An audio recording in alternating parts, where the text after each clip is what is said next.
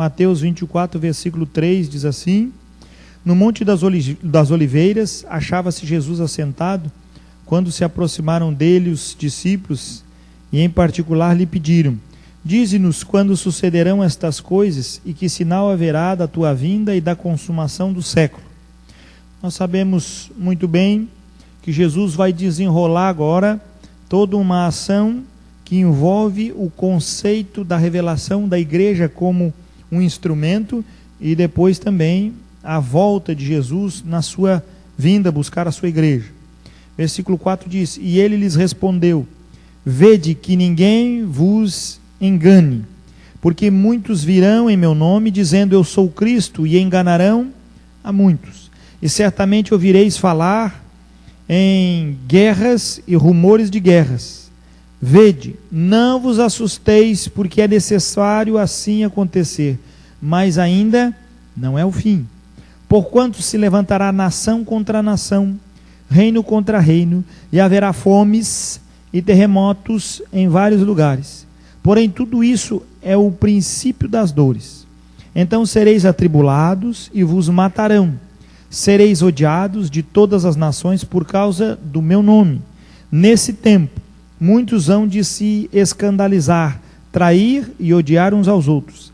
Levantar-se-ão muitos falsos profetas e enganarão a muitos. E, por se multiplicar a iniquidade, o amor se esfriará de quase todos. O contexto aqui que ele está dizendo para nós é um contexto de igreja local que estava manifestado para o tempo próximo da vinda de Jesus. Até aí nós podemos entender com clareza. Mas tem uma coisa interessante aqui, aonde o texto traz para nós que o amor esfriará. Ou seja, o contexto do envolvimento de Deus, ele não é apenas algo de dentro para fora, mas ele é uma manifestação coerente de um caminhar na presença dele, como vimos na EBD hoje pela manhã. Até aqui também entendemos com clareza, mas uma coisa nós precisamos discernir nos últimos tempos. Uma coisa a igreja precisa entender, que estar no consenso deste caminhar vai requerer para a igreja justamente uma manifestação contrária a essa igreja. Ou seja, eu diria que nós estamos vivendo nos nossos tempos o versículo 7. Porquanto se levantarão nação contra nação, reino contra reino, e haverá fomes e terremotos em vários lugares. Porém, tudo isto é o princípio das dores. E aí, há uma ação nesse contexto, dentro do que Jesus está dizendo, há reticências, há uma pausa aqui no texto original. E que nós precisamos abrir bem os nossos ouvidos nesse contexto. Ele está dizendo, tudo isso vai acontecer de uma forma meio que misturada, mas dentro de um pouco tempo, como que um estopim, como que algo que era comum, daqui a pouco não vai ser mais. Vai acontecer de uma forma grande, mas ele vem misturando com o tempo. Se os irmãos não viram, na última revista Ultimato, dos meses atrás, acho que os 3 últimos meses, que ela é trimestral, ou bimestral, uma coisa assim, ela traz uma pesquisa feita dentro da própria igreja. E qual é o padrão? Nós pegamos o padrão do Instituto Brasileiro de Geografia e Estatística, o nosso bom e para pesquisa IBGE, e ele traz para nós que o conceito de jovens que têm relação sexual antes do casamento dentro da nossa sociedade brasileira, eles começam a ter uma vida ativa sexual, sabe com quantos anos? 16 anos. Sabe qual é a média dessa turma? 52% dos nossos jovens brasileiros têm o hábito da prática sexual depois de 16 anos comum. 52%. Até aí você pode dizer, pastor, só que a nossa revista Ultimato fez uma pesquisa dentro do nosso cerco, o cercadinho gospel. Sabe o que aconteceu? 52%. Sabe qual é a idade? 16 anos. Não precisava nós fazermos uma pesquisa dentro da igreja, é só pegar o IBGE. E aí vem o caos no coração de um pastor. Irmãos, a igreja e o mundo é a mesma coisa. Não tem diferença nenhuma. E eu estou trazendo só não este conceito, mas se nós formos fazer as agressões, o conceito que o IBGE fez das mulheres agredidas, o conceito evangélico é 30% maior. Você sabia disso? Dentro da casa dos evangélicos, o pau come muito mais do que lá fora. Agressão. Só que o que acontece? Dentro da nossa cartilha, quando é feito lá anonimato e tudo, aí essas mulheres exteriorizam o que realmente acontece dentro de casa. 30% da igreja, os maridos espancam 30% a mais do que as pessoas lá de fora, dos cachaceiros. E aí nós perguntamos, onde é que está o mundo e qual é o padrão que atrairia o mundo quando olhasse para nós que somos os cristãos? Gente, quando a palavra diz que o amor de muitos esfriará naquele tempo, ele não está falando de uma obra lá, não vai ter amor mais nenhum. Irmãos, o conceito do mundo já entrou, já está no servil do convívio nosso.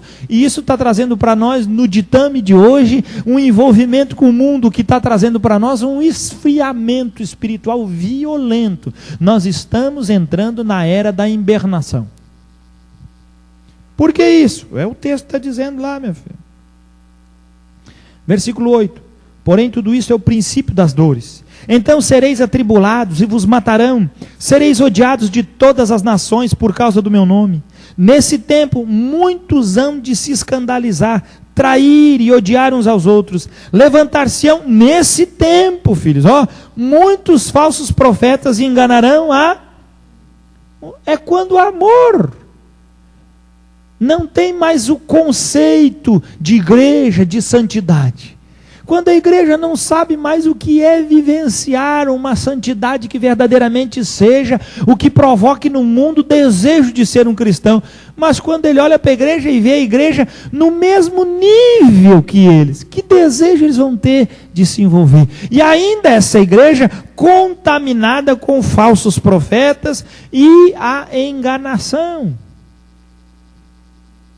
Então virá o que o texto diz, versículo 12. E por se multiplicar a iniquidade, olha só, vai acontecer a multiplicação da iniquidade. Como é que se multiplica a iniquidade, irmão? Iniquidade vezes 1, 1. Iniquidade vezes 2, 2. É assim? Multiplicação da iniquidade, segundo este termo aqui. Você sabe o que é? É quando o que é errado se tornará algo comum e aceitável diante dos homens. Ninguém mais vai falar nada contra. O que é errado vai passar a ser algo absolutamente natural no nosso meio. Sabe por que o pastor está falando isso? Porque hoje é natural no meio evangélico os jovens terem relação sexual. Não, pastor, nós não. E você só defende essa ideia aqui, para mim ver, ou para meia dúzia. Mas o contexto coletivo, isso já é aceitável. Como, pastor? É lógico, se não fosse, não teríamos o mesmo padrão do mundo. Ou seja, a mesma mentalidade que o mundo tem lá, nós temos hoje aqui. Igualzinho, nós aceitamos tudo do mesmo jeito que o mundo. O mundo diz que o verdadeiro amor é o amor que aceita. O exemplo de amor e de mãe, ontem vendo na televisão, é a mãe daquele doido, daquele Cazuza, da banda lá que era do Barão Vermelho, depois virou solo. Uma mente brilhante, compunha uma música, fazia uma crítica política do nosso país que eu nunca vi igual. É um fenômeno, cara. Mas no conceito de iniquidade, era o senhor da iniquidade. Maligno em todas as suas formas de afrontar. Fumava maconha e baforava para o céu dizendo, essa é para ti, ó. Esse era o conceito moral da sociedade, afrontava, mas alguns criaram nele o quê? Um ícone. O cara é um ídolo nosso. E a sua mãe dizendo o quê?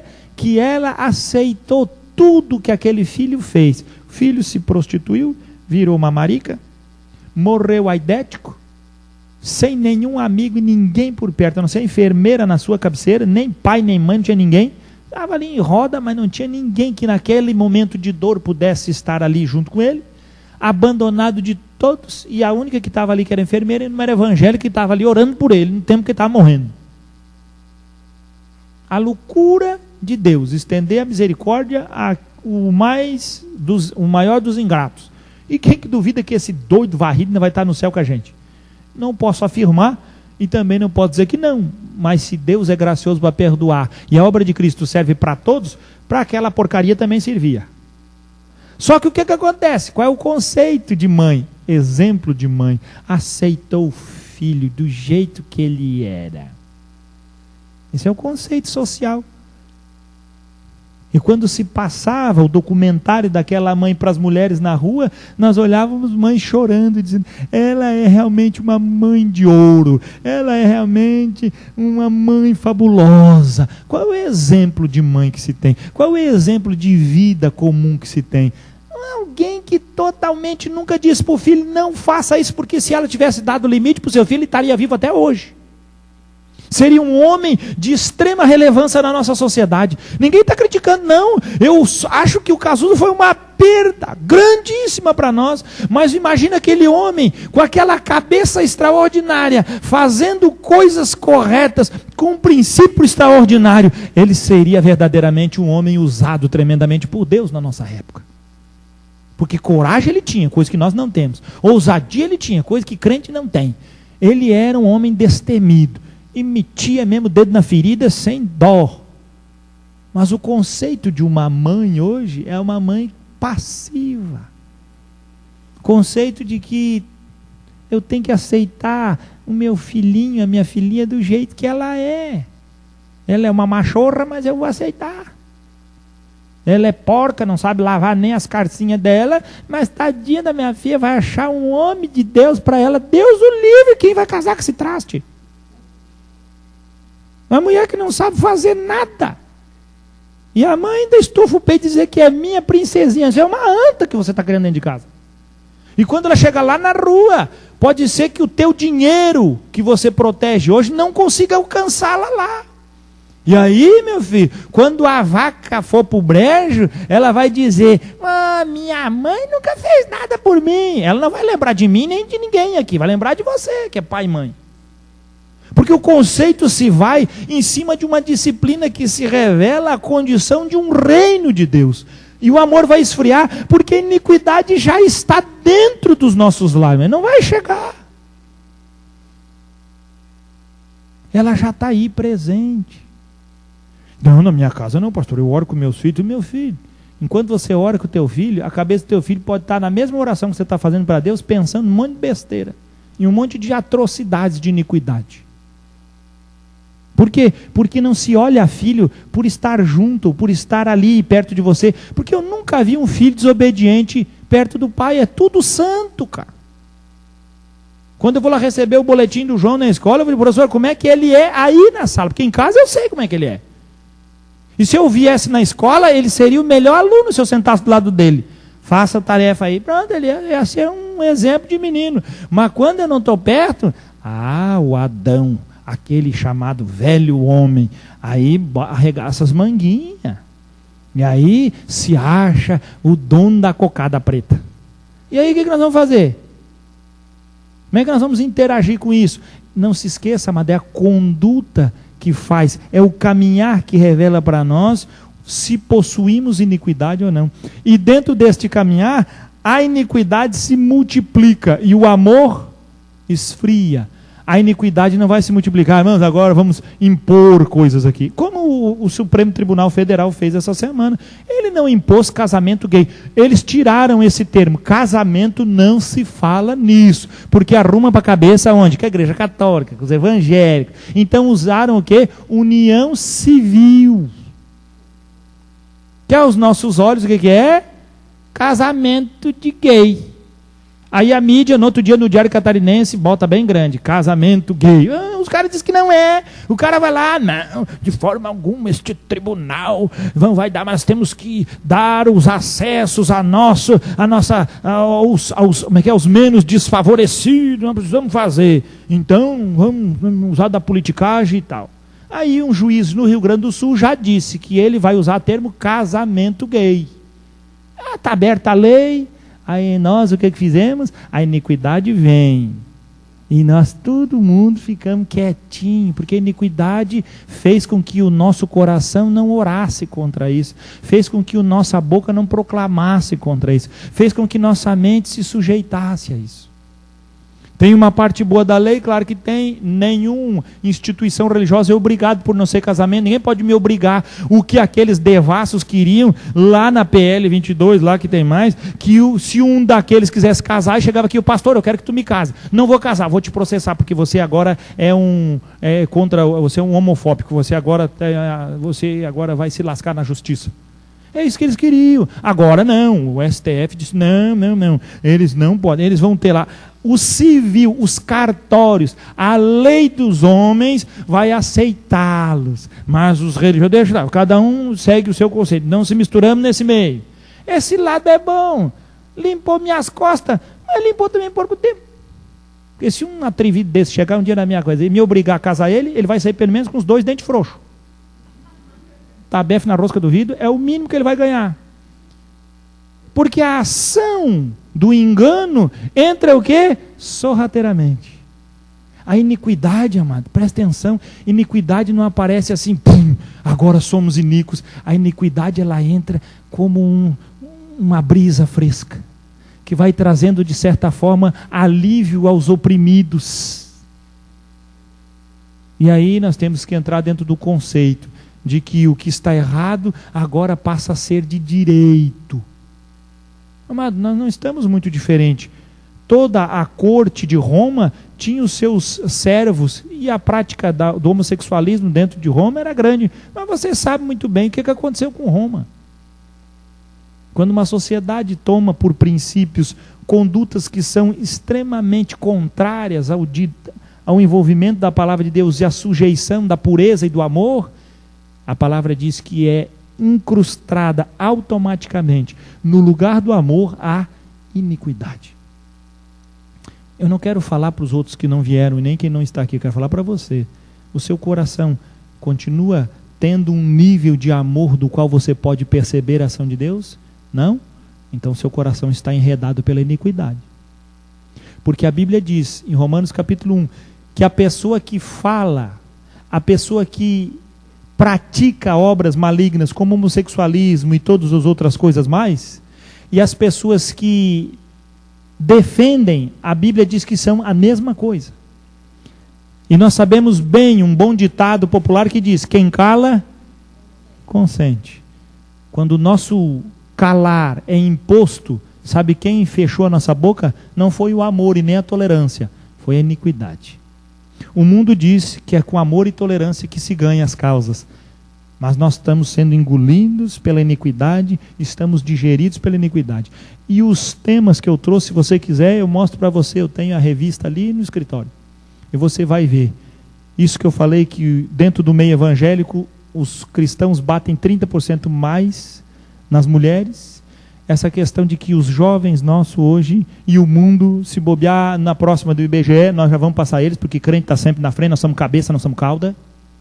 Nós temos que se prostituir muito mais, nós temos uma vida muito mais devassa, porque nós somos sempre cabeça, nós somos cabeça, para tudo que é porcaria, nós somos sempre cabeça. E o que era de verdade, de ação de Deus, de amor, está sendo trocado pela iniquidade. O coração iníquo, ele começa primeiro com uma disposição à preguiça, a não reagir contra nada que venha ofender o que é sagrado de Deus na sua vida.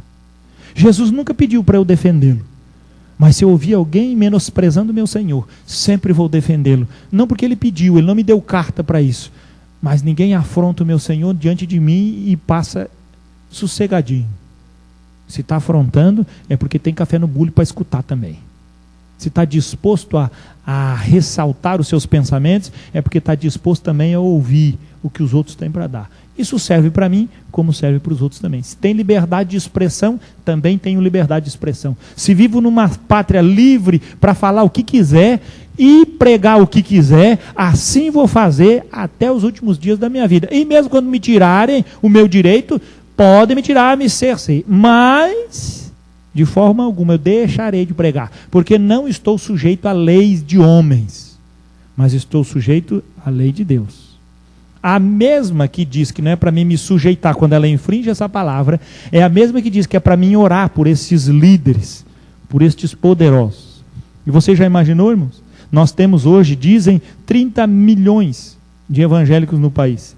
Dentro de uma corte, sabe quantos evangélicos, sabe quanto que teme a Deus naquela corte temos? Nenhum. Dentro do alto grau do escalão dos ministérios do governo federal, você sabe quantos? Pouquíssimos. Pouquíssimos. Nós estamos entregues à iniquidade em todas as esferas do nosso país. E nós estamos achando que o nosso país é o melhor de todos. Já pregava eu no final do ano passado que a batata ia esquentar. Nós estamos com 4 meses de leitura de inflação e ela já ultrapassou qualquer limite que o governo podia fazer.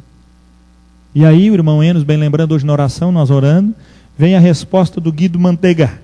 O pessoal diz manteiga, para mim é manteiga mesmo, que escorrega para todo lado. O Guido Mantega traz para nós o quê? A ideia de que a inflação 50% é do exterior e 50% é para cá. Irmão, se Deus não governar essa nação, não tem Dilma Rousseff, não tem presidente, não tem governo que se estabeleça, se a mão do Senhor não estiver nessa nação. E se nós continuarmos do jeito que estamos, eu sou um profeta mesmo que vê lá na frente, a ruína dessa nação está mais perto. Nós só conseguimos botar o nariz para fora do lamaçal, já achamos que estávamos deitados em berço esplêndido, vai ter que enfiar a cabeça de novo para baixo da lama, porque não conseguimos usufruir do amor, da graça de Deus, porque a iniquidade tomou ocasião. A liberdade na nossa nação gerou um país iníquo, gerou um país prostituto, gerou um país idólatra, gerou um país egoísta. Nós somos este país. Você faz parte dessa nação. E o que é pior, a igreja que se diz igreja de Jesus tem as mesmas características que o mundo tem. Quando quiser fazer um traçado da igreja, eu não preciso olhar na revista Ultimato. É eu pegar o IBGE que está lá dizendo como é que a igreja pensa. Tristeza demais. Quando há comparação dos evangélicos com a igreja, e eu vejo idêntico, mesmos números, mesmas comparações, idênticos, isso traz no meu coração um arrependimento terrível de ainda me envolver. Mas novamente meu espírito diz, não te metas naquilo que eu fiz. A obra do Espírito Santo, é Ele que vai edificar essa igreja. E como nós cantamos, não sei como o Espírito convence do mal, e eu não sei mesmo, mas eu sei que Ele convence. E eu quero, nessa manhã, encerrar este culto, trazendo esta igreja a um desafio de oração profundo. Que nós possamos não apenas lembrar da nossa família, mas possamos trazer nossa oração um pouquinho mais à frente. Que possamos chorar pela nossa nação. Nosso ex-presidente Lula, fez o governo que fez porque tinha povo de oração em volta dele muitos dias e tempos inteiros. Na nossa presidenta Dilma, não vimos isto. Estamos colhendo o que o povo de Deus tem acrescentado e adquirido como envolvimento político. Fizeram os conchavos, estão recebendo os louros, os dinheiros, os ditames, as rádios prometidas, os canais abertos de TV que a Dilma disse que ia dar, estão ganhando aí o povo de Deus, mas a oração não tem chegado mais. Quando o povo é iníquo, a igreja também é iníqua. E quando o governo começa a negociar com a igreja, quer dizer que essa igreja já não é mais a representação de Cristo, é a representação de um cerco, de uma denominação, de uma porta do inferno, e não de um reino de Deus. Você aceita isso? Meu coração não aceita. E de forma alguma ele vai se dobrar diante dessa vergonha. Ainda que o amor de muitos esfrie, eu tenho certeza que o Espírito Santo pode aquecer infinitamente mais o nosso coração nesse tempo. Vamos ficar em pé, vamos clamar ao Senhor e vamos suplicar a sua misericórdia sobre nós. Pai querido, em nome do Senhor Jesus, clamamos-te, Deus, para que o Senhor tenha misericórdia de nós. Deus, é terrível quando olhamos a pesquisa de um conceito apenas para entendermos como é que está o coração da igreja. E vimos uma igreja tão corrupta quanto o mundo, tão aliançada quanto os maiores pecadores, tão afrontadora quanto o maior bandido condenado nessa terra. Deus, nós não acreditamos nessa igreja que as pesquisas têm demonstrado, mas acreditamos na igreja verdadeira, aquela que não tem rugas e nem máculas, aquela igreja que está sendo adornada pelo poder do Espírito Santo, na preparação do Senhor Jesus, quando virá na sua glória receber a sua noiva. Pai, que nesta manhã o Senhor possa encontrar corações aqui neste lugar, que desejam ardentemente serem uma igreja verdadeira. Tira, Deus, a iniquidade do meio dos nossos corações, da nossa mente. Tira a iniquidade do meio das nossas famílias. Tira a iniquidade do meio da nossa igreja. Tira a iniquidade do meio da nossa cidade, Senhor. Tira a iniquidade do meio do nosso estado. Tira a iniquidade do meio da nossa nação. Faz-nos um povo que verdadeiramente tema o Senhor e conheça o seu Deus. Pois suplicamos isso, imploramos de coração e pedimos, age no nosso ser. Em nome do Senhor Jesus oramos. Amém.